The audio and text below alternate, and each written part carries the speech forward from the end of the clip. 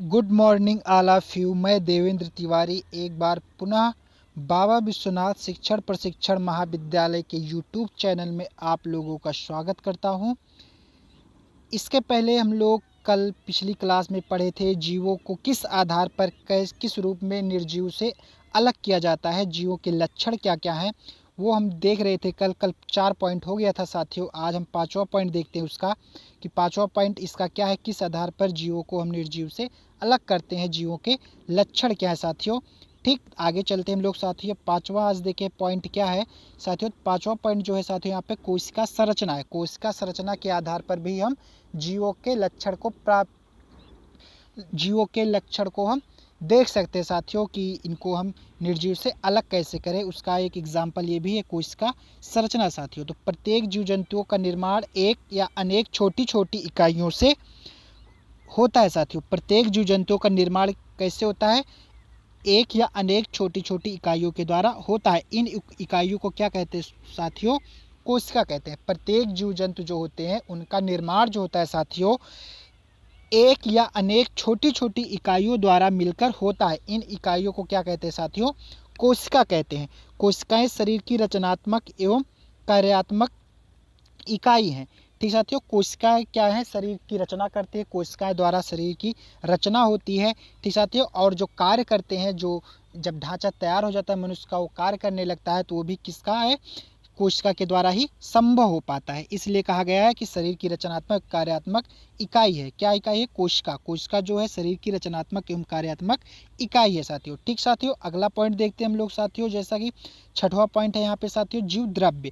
जीव द्रव्य क्या होता है साथियों, जीव द्रव्य भी जीवों का एक लक्षण होता है साथियों। प्रत्येक कोशिका में जीव द्रव्य होता है। प्रत्येक कोशिका में क्या होता है साथियों, जैव द्रव्य होता है। ठीक साथियों, प्रत्येक कोशिका में क्या होता है, जैव द्रव्य होता है, जिसको जीव द्रव्य कहते हैं। जो प्रत्येक कोशिका होती है साथियों उसमें क्या होता है, कोई अभी कोशिका के बारे में हम लोग ने देखा। अब कोशिका, प्रत्येक कोशिका में क्या होता है साथियों, जैव पदार्थ होता है, जिससे ही क्या कहते हैं साथियों, जीव द्रव्य कहते हैं। यह एक तरल गाढ़ा, यह क्या, तरल गाढ़ा रंगहीन चिपचिपा एवं जलयुक्त पदार्थ है। जो जीव द्रव्य होता है साथियों उसका वो कैसा होता है साथियों, तरल गाढ़ा, तरल पदार्थ तरल रहता है लेकिन थोड़ा गाढ़ा होता है साथियों, रंगहीन होता है साथियों, चिपचिपा होता है और जल युक्त होता है। इसकी रचना किससे होती है साथियों, कार्बोहाइड्रेट, वसा, प्रोटीन आदि अकार्बनिक पदार्थों द्वारा होती है। अकार्बनिक पदार्थ है कार्बोहाइड्रेट, वसा, प्रोटीन, कार्बनिक नहीं साथियों, अकार्बनिक पदार्थों द्वारा होती है। ठीक साथियों, फिर से देखते हैं जीव द्रव्य जो होता है, प्रत्येक कोशिका में जैव पदार्थ होता है जिससे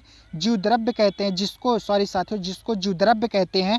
यह एक तरल गाढ़ा रंगहीन चिपचिपा एवं जलयुक्त पदार्थ है। इसकी संरचना साथियों कार्बोहाइड्रेट, वसा, प्रोटीन आदि पदार्थों द्वारा होता है साथियों। ठीक साथियों, आगे चलते हैं हम लोग साथियों, 7वां पॉइंट देखते हैं, उत्सर्जन। ठीक साथियों, उत्सर्जन एक बहुत बड़ा रोल होता है उत्सर्जन का जीवों में। उत्सर्जन क्या होता है साथियों, पाचन की क्रिया के बाद ऊर्जा के साथ साथ कुछ विषैले तथा हानिकारक पदार्थ उत्पन्न होते हैं। ठीक साथियों, पाचन होता है, जब हम लोग भोजन करते हैं फिर पाचन क्रिया होती है, उसके बाद कुछ अवशिष्ट पदार्थ होते हैं जो कुछ विषैले भी होते हैं, हानिकारक भी होते हैं, जैसे यूरिया, यूरिक अम्ल, कार्बन डाइऑक्साइड आदि। इन अवशिष्ट पदार्थों को उत्सर्जित उत्पाद कहते हैं। इन जो अवशिष्ट पदार्थ होते हैं जो पाचन के बाद साथियों, भोजन ग्रहण करने के बाद जब पाचन होता है उसके बाद कुछ विषैले और हानिकारक पदार्थ होते हैं, जैसे कार्बन डाइऑक्साइड, यूरिया, यूरिक अम्ल। इन अवशिष्ट पदार्थों को क्या कहते हैं साथियों, उत्सर्जित उत्पाद कहते हैं। इन उत्सर्जित उत्पादों को बाहर निकालने की क्रिया को क्या कहते हैं साथियों, उत्सर्जन कहते हैं।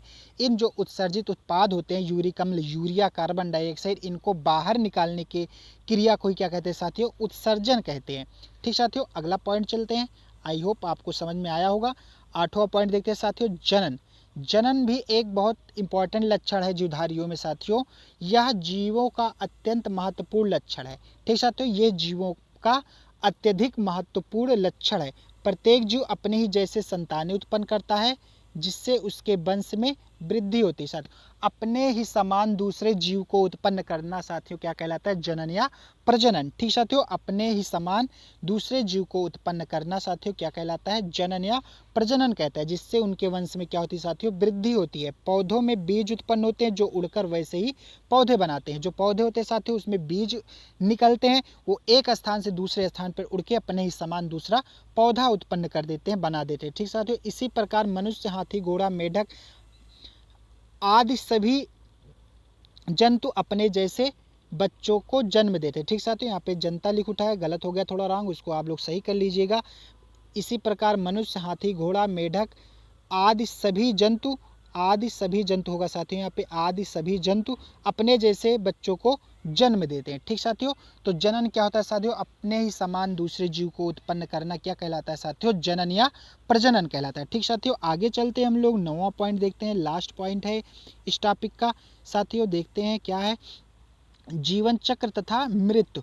9वां पॉइंट इसका क्या है साथियों? जीवन चक्र तथा मृत्यु। इसके आधार पर भी जीवों को अलग किया जाता है। जीवों के ये लक्षण होते हैं जिससे निर्जीव से हम जीवों को अलग कर सकते हैं, पहचान सकते हैं साथियों। तो जीवन चक्र तथा मृत्यु। निर्जीव जो होते हैं साथियों, आपको पता होना चाहिए, उसमें जीव नहीं होता तो उनकी मृत्यु कभी नहीं होती, वो समाप्त कभी नहीं हो सकते। लेकिन जो जीवन होता है, जीव होते हैं, जीव जंतु होते हैं जिनमें जीव होता है साथियों, जो सजीव होते हैं उनकी मृत्यु निश्चित है। तो साथियों देखते हैं जीवन चक्र तथा मृत्यु। प्रत्येक जीवधारी की एक निश्चित आयु होती है। प्रत्येक जीवधारी की एक निश्चित आयु होती है। एक कोशिका से जीवन की शुरुआत करके विभिन्न अवस्थाओं को पार करके साथियों प्रत्येक जीव जंतु मृत्यु को प्राप्त करते हैं। ठीक साथियों, जैसा कि आसान है, आप लोग समझ भी गए होंगे। प्रत्येक जीवधारी की एक निश्चित आयु होती है। प्रत्येक जिसमें जीवन होता है, जिसमें जीव होता है, जिसमें आत्मा निवास करती है, उसका एक निश्चित आयु होता है साथियों। एक कोशिका से जीव जंतु स्टार्ट होते हैं, इनमें एक कोशिका से स्टार्टिंग होती है और जीवन के विभिन्न अवस्थाओं को, इसकी अलग अलग, जैसे जैसे इनकी वृद्धि विकास होता है, इनकी अवस्थाएं बदलती रहती हैं। तो विभिन्न अवस्थाओं को पार करके साथियों प्रत्येक जीव जंतु मृत्यु को प्राप्त करते हैं। ठीक साथियों, तो ये था जीवों के लक्षण था साथियों, जो निर्जीव जंतुओं से, निर्जीव चीज़ों से अलग करता है साथियों। तो आज के लिए बस इतना ही। आप, आई होप आपको समझ में आया होगा, अच्छा लगा होगा क्लास। तो अच्छा लगा होगा अगर क्लास, तो आप लोग कमेंट बॉक्स में ज़रूर बताइएगा, जिससे हम आगे की वीडियो को कंटिन्यू रख सकें। ठीक साथियों, आज के लिए बस इतना ही। थैंक यू, धन्यवाद।